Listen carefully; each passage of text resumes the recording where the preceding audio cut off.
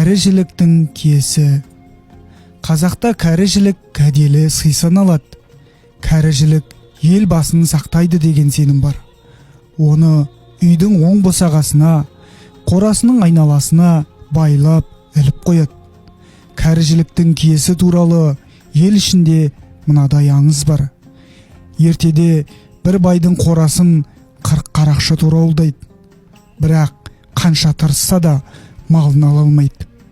Байдың қорасын қарулы жасақ күзетіп тұрыпты.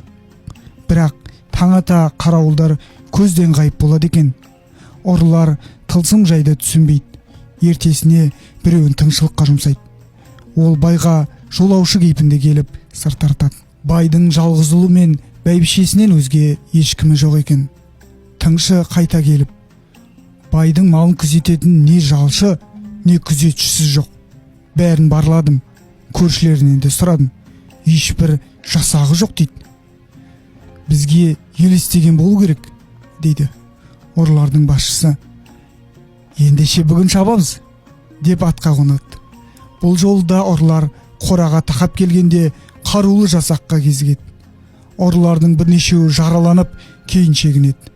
Ертесіне ұрының басшысы байға өзі барып, «Байеке, мен ұры едім. 10 күн болды сіздің малыңызды торып жүргеніме.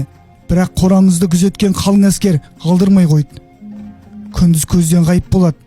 Не сыр, не киеңіз бар, айтыңызшы», деп ағынан жарылыпты.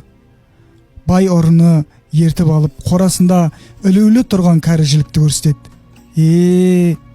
Әкем марқұм дүниеден өтерінде кәрі жілік көрсең қораңа байла, малыңа қорған болады деуші еді. Өсиетін орындап кәрі жілік іліп қойдым. Содан бері малға қасқыр да шаппады, ұры да түспеді. Бірде-бір малым жоғалмады. Қайта мыңғырып өсіп келеді. Соның шарапаты болмаса, менде басқа кие жоқ, депті. Тыңдағандарыңызға көп-көп рахмет. Келесі кездескенше.